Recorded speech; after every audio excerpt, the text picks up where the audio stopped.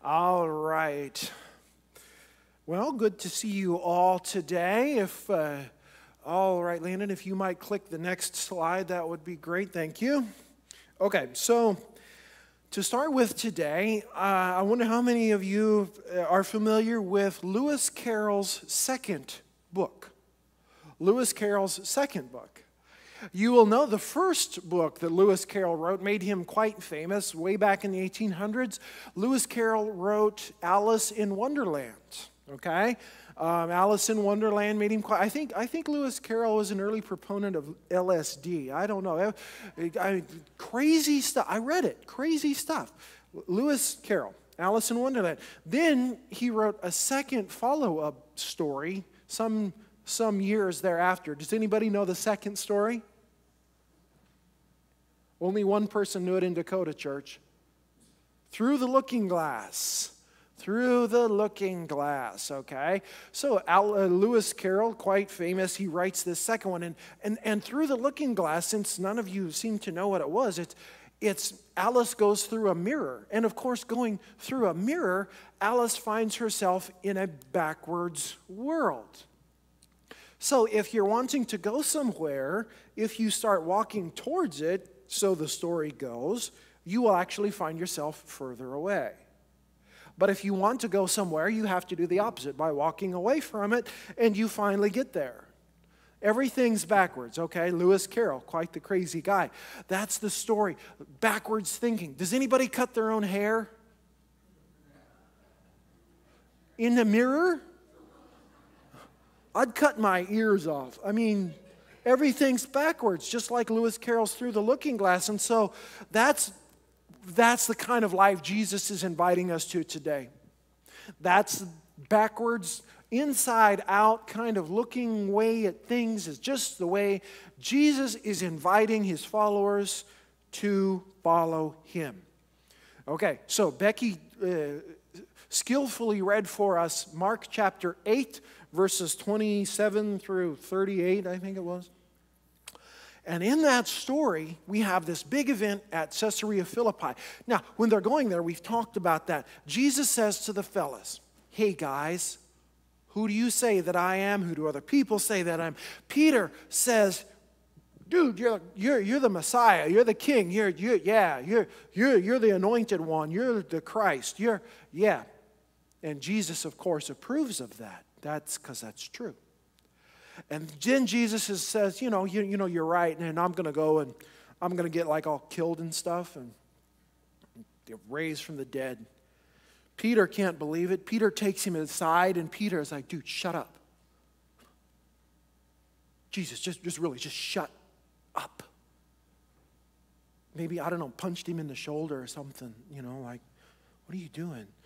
And to that, Jesus says, get behind me, Satan. Get behind me. Because you're being selfish. You're not thinking of God's stuff. You're being selfish. Get behind me. Yeah, consequently, Jesus always has the harshest, sharpest rebukes for people who say they follow him because we're supposed to know better, right? Jesus is a lot more kind to people that don't say they know him because they're not being hypocritical. He's really sharp with us. And to Peter, who's supposed to know better, he says, shut up. You shut up. You're being Satan right now, so get behind me. Because Peter and the boys, they thought they knew. They had preconceived ideas of what the Messiah was supposed to do. Didn't you know that? They knew. They were like, yeah, the Messiah, right? Because here's what's going to happen. We're going to say Jesus is the Messiah, the King, and so we're going to head for Jerusalem. So said Peter and all the disciples. They were like, yeah, Jesus, and on the way we're going to gather followers and supporters and fighters. And when we get to Jerusalem, we're going to have a plan. Yeah, a plan. And we're going to attack them. All stealthy-like, and we're going to kill all the Romans. And we're going to take the city. We're going to recapture the temple. And we're going to put Jesus on the throne with a crown. Fight the power. And Jesus says to that, get behind me, Satan. Hey, I sounded like James Kirk when I said it that way. Bones, get behind me, Satan. And get behind me, Satan, Jesus said. And because Jesus said, oh no, oh baby, we're going to Jerusalem. But I'm not going to inflict pain and suffering on anybody else. I'm not going to kill anybody else. In fact, I'm going to be the one who's going to die. Jesus said, we're going to go to Jerusalem and I'm going to become king. Yeah, that's going to work. That's going to happen, but it's not the way you guys are thinking, by harming someone else, by fighting with swords. Nope. There will be a battle. It's not going to look like that. It's going to have to do with a cross. Not the way you think. So Jesus is probably thinking to himself at this time, oh, if only I would have chosen different followers. If only. Okay. So he says to himself, if we might have a slide, the next slide, please, guys. So he says to himself, he gathers around all of this big crowds. It says that if you heard that when Becky was reading that. So Jesus called the crowd with his disciples, and he said to them, if any want to become my followers, let them deny themselves and take up their cross and follow me. Jesus brings them all together and says, listen, you all want to be a follower of me? You're going to have to drop this whole notion that you got going on. You're going to have to say no to yourself. And you're going to have to say yes to the way I'm going. Not your way, my way. You're going to have to drop that aside, and you are going to have to come with me. Now, say no to yourself, deny yourself, come with me. Now, this isn't a message that will get me on TV. I'm not going to become like famous preacher Justice for this, because this is unpopular. Jesus says, you selfish people, stop focusing on yourself and focus on me and my way. And it's a whole different way. And Jesus goes on to cement this by giving them the image of a death march. Pick up your cross and follow me. It's like Jesus is using the words of dead man walking, right? Pick up a cross and follow me. Jesus wasn't using a Jewish metaphor. He wasn't using a Jewish image. They did not have any paradigms. They didn't have any models, because Jesus always talked about the Exodus and creation and all of these things that they knew all about because they read them. And then this version, this death march, it's not Jewish, and it probably stunned them. Have you ever been stunned by God? Has God ever slapped you with something and you're like, oh? That's what happened here. Jesus said, I'm going to go on this way, this death march. It's not a pleasant way to go, guys. It's a shameful, a very ugly way to die, especially in a shame culture, not a guilt culture. We're a guilt culture. They were a shame culture. And when you were shamed, it was very bad. And Jesus said, but I'm going to die in this way anyway. If you're going to follow me, Jesus said, you're going to follow me with a crossbeam on your back. If you're going to follow me, you're going to follow with a crossbeam on your back. You're going to say no to yourself, and you're going to walk with me. And that's how you'll see me, because I'm going to go ahead of you with this crossbeam. And if you're going to be Satan, you know how you spell sin, right? M-E. And maybe I. Sometimes I. Most times I. Right? Like English class. M-E and sometimes I. Selfishness is always the road to sin, but selflessness is the way to God. Jesus was saying, and he follows up in verse 35, guys, if you're going to have to sacrifice everything if you want to follow me. Those who lose their life for me will find it, and those who keep their life will lose it. Very hard saying. If you want nothing, try to keep it all. If you want everything, give it all away. If you want to be my follower, take up the cross. And guys, it's not like Jesus was asking us to do something that he himself hasn't done. He knew where he was going. He knew what lay ahead in how many ever months it was. He knew exactly. He knew what it meant to lay down his life. He knew what it meant to hurt. He knew what it meant to give up everything. He knew exactly what it meant for this kind of life. He knew, and he invited his followers to it anyway. You see, our view of what life is like is colored. It's distorted by sin and evil, right? The world is filled with evil and sin, and our view of that is, that's the way we see things. Jesus says, if you want to be my follower, you're going to give up your life. But we say, no, Jesus, victory means harming other people and being strong and enforcing your will, right? Being safe and no. But Jesus isn't being victorious. Are we the one who stand up and we say we're right?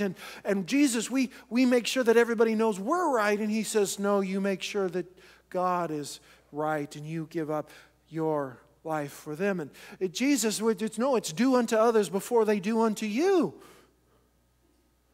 Isn't that the golden rule? Do unto others before they do unto you. And Jesus says, no. Sometimes you have to take it into your own body so that others might be redeemed. We allow the culture around us to so influence us about what we think is right that Jesus himself is left off to the side. And we say, but we're Jesus followers. And he says, you are, but I'm over here. But yeah, Jesus, we know just where we're going, so don't get in our way. We know just where we're going, so don't get in our way, Jesus. We're on the victorious path, and you, in your way of you're a loser, Jesus, so please stay out of the way. We like winners. Stay out of the way. But guys, the only way we're going to grow in faith and the only way we're going to understand Jesus is through that cross. The only way we really know what it means to be a Christian person is when we take up that cross of Jesus ourselves. The only way we can know what Jesus is like and be real followers of Jesus is to identify with him so much that we are willing to suffer for the sake of others and not for ourselves. The only way the Christian church makes a difference in the world is by being sacrificial. The Christian church in this world will not make a difference by being triumphalistic and crushing others and saying how right we are and harming other people. The Christian church will only be victorious when it takes the way of its Messiah and gives itself for someone else.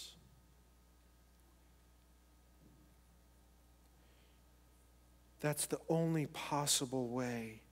And let me say this to you, the destiny of Christians, followers of Jesus Christ, is the destiny of them all is the way of their Jesus. The way of the cross. Not such a kind, popular message, but a world-changing message. A world-changing message that is willing to give itself for the redemption of someone else and something else. So guys, this message of Jesus, if we might have the last slide, guys. The message of Jesus is life-altering. The message of Jesus is life-altering. In this place, you have the power of the world changing in your hands. Okay. If we will take this seriously, if we will be Jesus followers, Jesus calls us to a revolution of selflessness, not a revolution of self-aggrandizement or self-discovery, but self-sacrifice. Like I said earlier, the church will win the world only when it decides to lose its life. The church will win the world not through fancy, not through victory, but through Christ and self-sacrifice. And to that, Jesus invites us to shift the center of our thinking from me to Him. And oh, what a shift that is. Talk about a miracle. Convincing someone to stop thinking about themselves less often and start thinking more about God. What a thing that is. I'll use an illustration from one of my favorite thinkers, N.T. Wright. I often mention him. He said it's like learning to swim. It's like learning to swim. It's okay to walk on the bottom of the pool when it's shallow, right? And when you try to swim with one foot on, you might go a couple of feet, but you won't get anywhere, nor will you learn to swim. You learn to swim when you take both feet off of the bottom of the pool and you stretch and you swim. And holding our feet on the ground, the bottom of the pool is okay when the water is shallow. But what happens, say for instance in the Carolinas right now, when the water starts to rise? Holding your feet on the ground will not work when the water is above your head. And it's in those places we can either swim or drown. And so in our Christian faith, guys, I would encourage you to consider taking your feet off the bottom of the pool and swim. Swim in the name of Jesus, crucified and resurrected. Swim in the name of selflessness. That's the Jesus that will win the world. You see, but our version, we don't want to take up the cross, right? Let me be a little bit hard. Our version of Jesus doesn't even require that we get out of bed on Sunday mornings. Our version of Jesus requires nothing of us. Our version of Jesus just pats us on the head and says, yes, all of your preconceived notions are just fine, Aaron. All of your political views are just fine, Aaron. Good boy. That's the Jesus we want. We want a Jesus that says, oh, I won't ask you about anything that makes you uncomfortable, Aaron.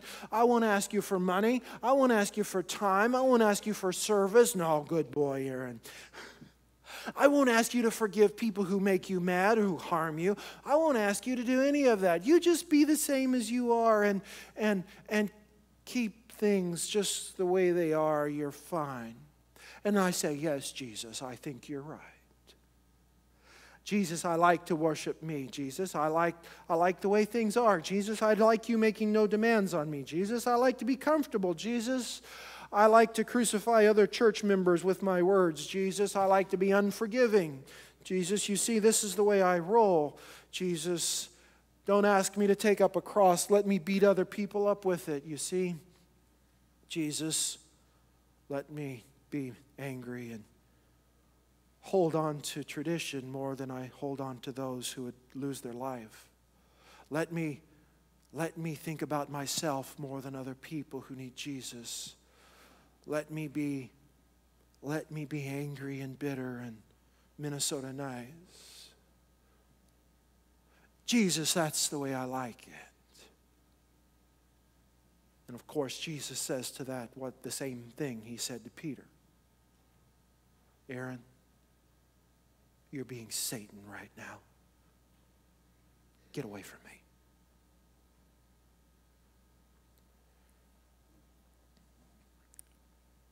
So guys, I would invite you today to the uncomfortable reality of taking up your cross to follow Jesus.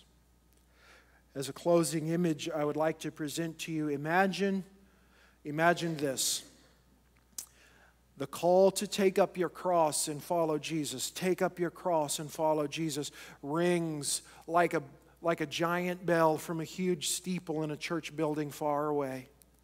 It echoes through the streets of this town and this region. Take up your cross and follow me. It echoes across the countrysides and the orchards of our town, through the bluffs and around the coulees. Take up your cross and follow me. Take up your cross and follow me. People coming from their homes, opening the door and looking into the street. Where is it coming from? Take up your cross and follow me. Take up your cross and follow me. And people come from out of businesses and walk into Main Street and take up your cross and follow me. Take up your cross and follow me. And there leading the way is that mysterious figure of the crucified and risen Jesus, walking ahead. Take up your cross and follow